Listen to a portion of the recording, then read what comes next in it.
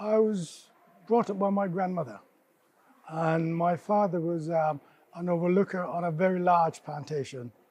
So I had a good, steady Christian upbringing. Well, I was brought up by my grandmother mainly, so I was pampered, spoilt.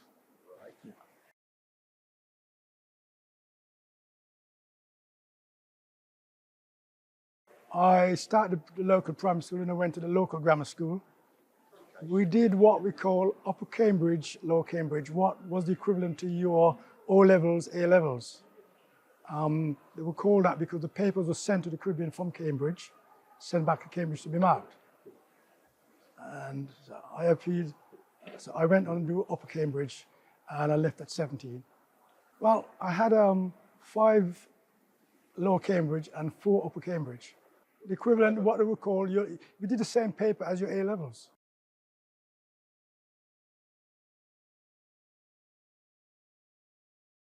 At school, we never taught Caribbean history as such.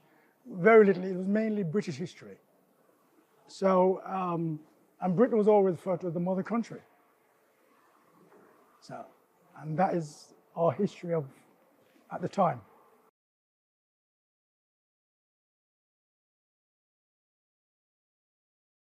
But then my fathers left and came to the UK. So he came in the January of 1960, and he arranged for me to join him. So I left St. Kitts and I arrived on the 1st of January 1961 as a 17-year-old.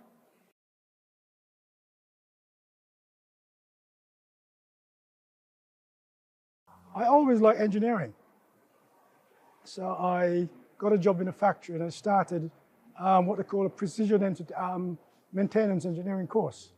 You know, we had huge presses then, hydraulic, electric presses, steel presses, so repairing them, making the tools, etc. That's what I went into.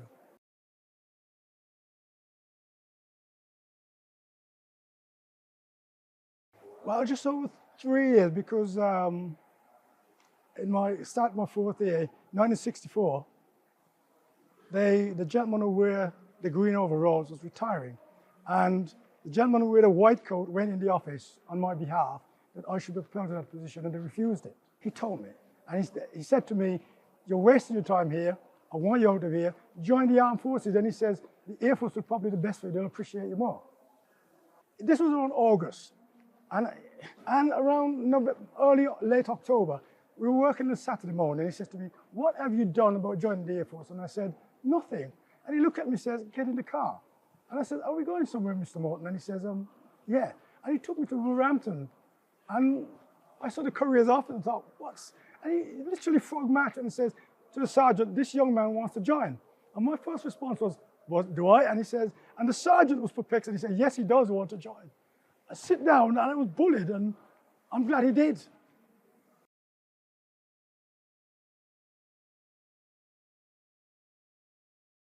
The Air Force is very devious because at the time, they were recruiting what they needed.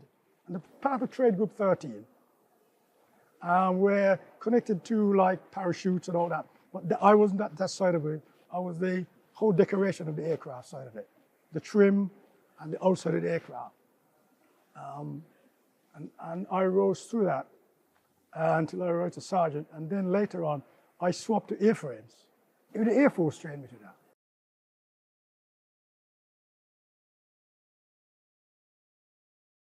There are some people like, for instance, you go to a pub for a drink and they'll ignore you like you're invisible. And others will just serve you. Or in the street, people will talk to you, others will ignore you. To start with, because I played lots of cricket, then on the cricket circuit in the West Midlands, then a lot of people got to know me and people were more friendly that way.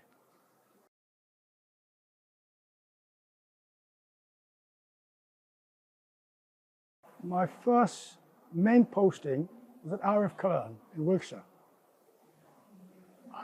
The Hastings were the aircraft then.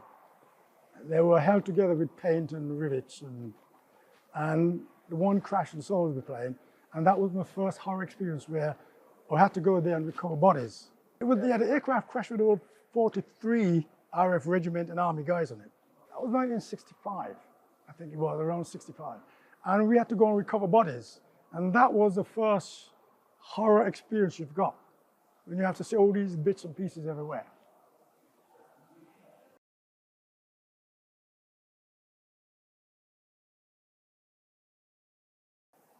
I won't say I had nightmares, but it was I've become a bit more apprehensive of things that can happen. Because you suddenly realize an aircraft, with all these guys on, and then suddenly in the middle of the night, you're put on lorries, not even buses, and you rush down, and daylight comes, you see bits and pieces everywhere, and you've got to go and physically pick them up, put them on stretchers, and some of them wasn't whole. They look whole until you pick them up. And some people fainted, some of us just carried on. I know I felt really, it's hard to describe the feeling I had about it, but it just happened I had to do it.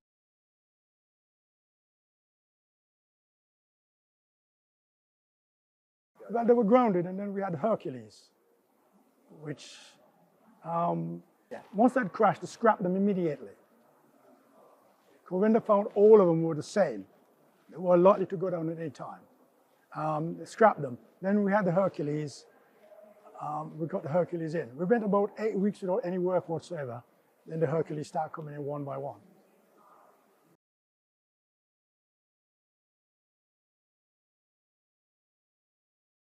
Yes, the same role, but because the Hercules came in, not all of them fit for purpose when they were bought. We had to change on the carriages. So a lot of trades, with a certain amount of knowledge and common sense, and it was known that I was quite useful in engineering. So I was drafted at one time to help change all the undercarriages, because the one that wouldn't use for heavy loads, we changed them. The British never bought fit for purpose. They bought one lot and then modified some of them for different roles. I was asked to help out with the experts, so to speak. Hydraulics was a big part in my engineering training. So I got to work with one particular guy took me on as being a Sergeant Cobb. And he really liked the way so I was like working with him all the time. For about a year, I worked with him at nights all the time.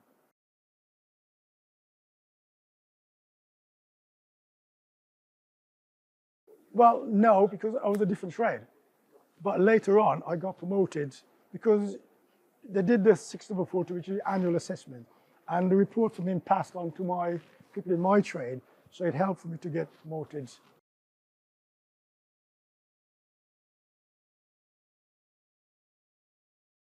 Well, I rose through the ranks in the Major time.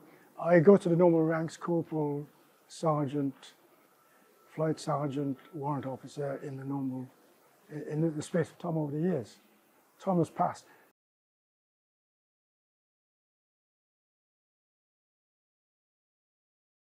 1964, started the basic recruit training, 59 days, went to RAF Cologne as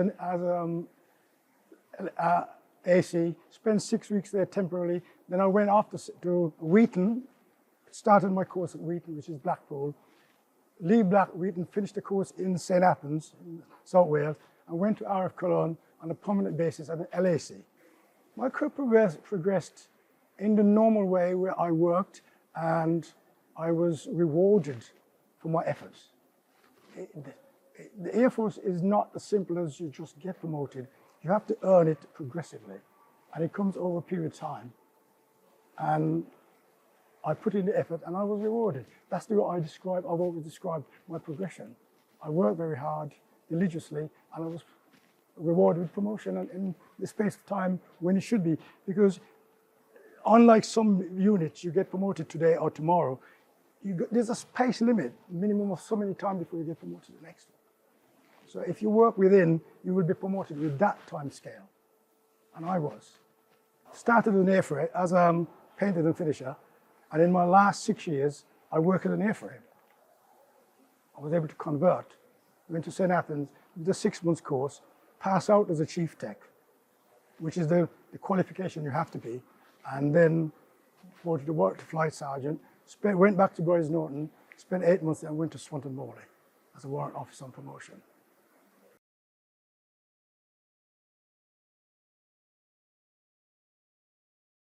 Yes, North Africa, Libya, we had a camp here called Aladdin and Tubuk.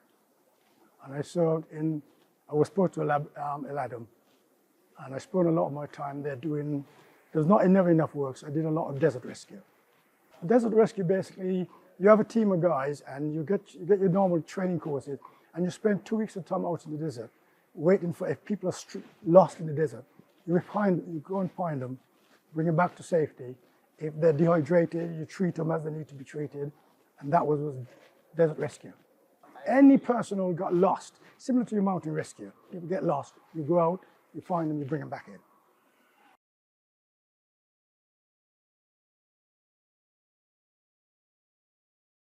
From 1968 to 1970,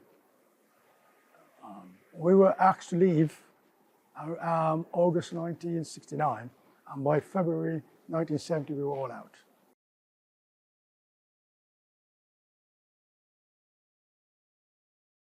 I was posted to Stafford, maintenance unit, and I stayed there for 3 years. Then I went to Laarburg in Germany.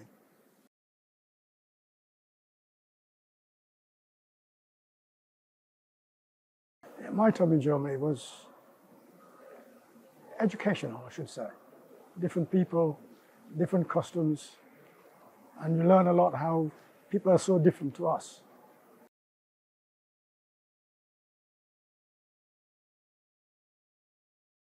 I work in an aircraft. This is one of the aircraft I worked on, Buccaneers, doing the normal painting and finishing, etc.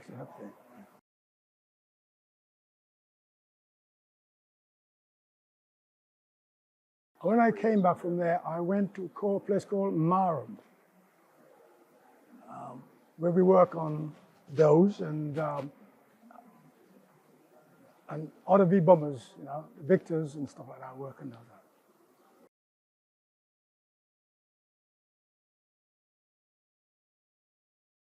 About 9 months, then I got posted to Benson on the Queen's flight. The Queen's flight, when they need staff, they put out a selection to Innsworth, which was headquarters, people with the best qualifications in different trades. And you go for an interview. So I went to the interview and I was accepted to be on the Queen's flight as a corporal. That was around, I think that was about 76. Yeah, about 76.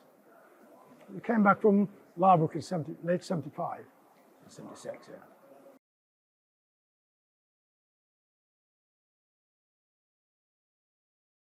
Well, it's the same job, but only you're working on aircraft like the Royal Family exclusively flew in. Our jobs, the trades in the Air Force, it doesn't matter where you go, you're doing similar trades, or you might be roped in to help out with other trades. And at the Queen's flight, it was very much like that. It was a team where one trade helped another within the boundaries of their knowledge. Well, for instance, I haven't got a lot of work on my team, so I'll be roped in to help with an on a carriage change. Things like that. You come in and you help the airframe guy to do the airframe change. You'll help him, work with him to do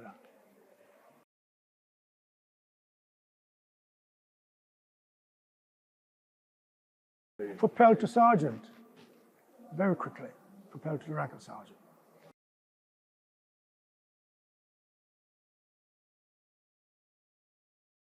From the Queen's flight, I went into what they call the VIP flight, which was Bryce Norton. This is where the royal family, government ministers are flying long haul. So it was a similar job, but it was more detailed because you work in a VC-10 where you have to change a VC-10 into a flying Buckingham Palace. Basically, that's what we used to say. You have to put all the trimmings in if the Majesty Queen is flying into an aircraft to make it look as if she's at home.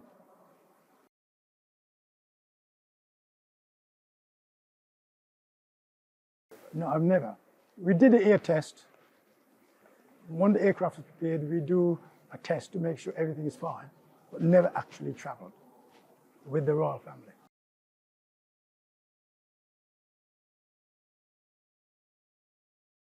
I went off to Germany.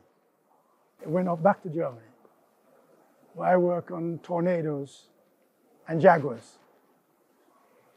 And that's when my progress to airframes started.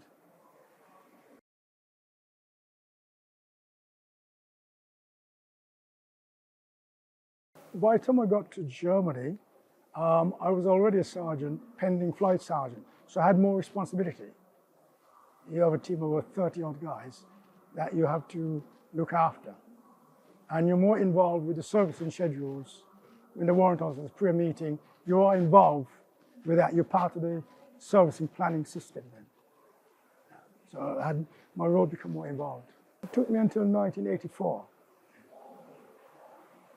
I came back to Boys Norton briefly. I went to St. Athens, of course, came back for 6 months, came back to Boys Norton, spent about 6 months, and then I went off to Swanton Morley. It's a squadron, it's a top-heavy squadron. You have 600 companies of servicemen, but I think it was 549 were commissioned, and they're senior NCOs, and 49 were less below senior NCO. It's a squadron where the learned people of the trade knowledge are sent there, and the duty was that when there are development, there's problems with components or anything on the squadron, they're supposed to solve the problems.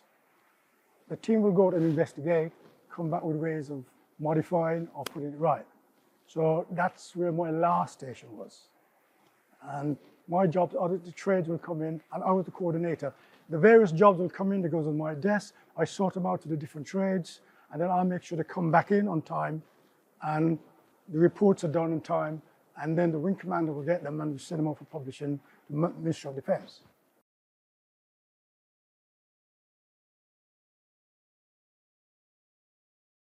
Well, when you're the warrant officer, that's it. That's the senior rank of the non-commissioned. So, and the reason that's why they put people, most of the people at that station have said they're either senior or sergeants above or commissioned officers. So when you get there, it's the pinnacle of the trade knowledge really, or allegedly I should say. And you're there for a reason, and you're there to help solve problems. There are other people on other stations who could help out as well, but when in doubt, and it goes on to Ministry of Defense, they then say, well, let Swanton Morley sort it out. And that's what we did.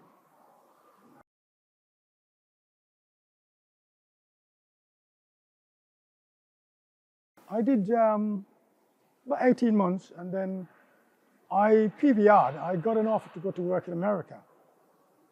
Doing a similar job that I did for a private airline, a shuttle airline, as a coordinator for the servicing. So I took it. And I worked in America for 6 years before I came back. That's 1988. 1988, yes, I went to America.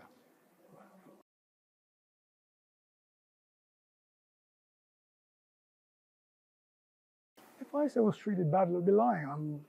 I think I was treated fairly, most of the time. There's always somebody who has a beef somewhere, but it never affected me enough. And there's always mainly people who had no issues with, as long as you gave them what you wanted, you work hard, you could be trusted to do a job, and you did it. I didn't have any problems really.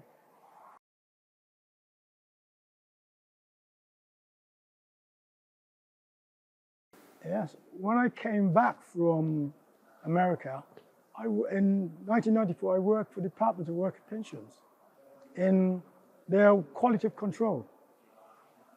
That job entails, I could go to any job center in the Midlands, ask the manager to give me the records, go into the accounts, check to make sure the gyros are handled to the right people, look at fraud, possible fraud, things like that. Because that was part of my in the Royal Air Force as well. I was trained as quality control and supervision of quality control. So that was part. In fact, that was one of my reasons why I went to Swanton Morley, because I was qualified in quality control and supervision of quality control.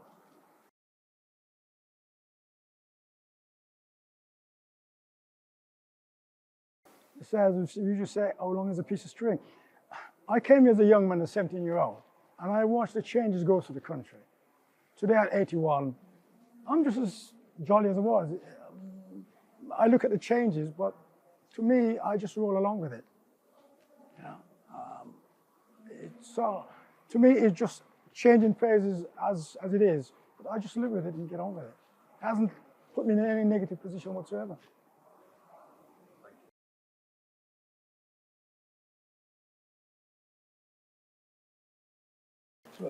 These two are Jubilee medals because I got these while serving with the reserve service. Because I did 20 years as a reservist working with the Air Cadets. This is for good conduct. I usually refer to it as undetected crime. This is the Air Cadets medal, and this is the Veterans medal.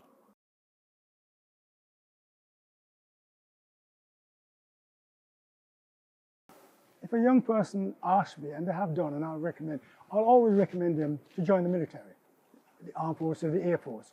But I always say to them, providing they're well balanced, they have a chip on both shoulders, because there are ups and downs, and they have to learn to compromise and work with things. You may not like it, but you go along with it. You have to learn to work two ways. But if they feel one way, then they expect something for nothing, then don't. As you say, if you're well balanced, you'll have a chip on both shoulders.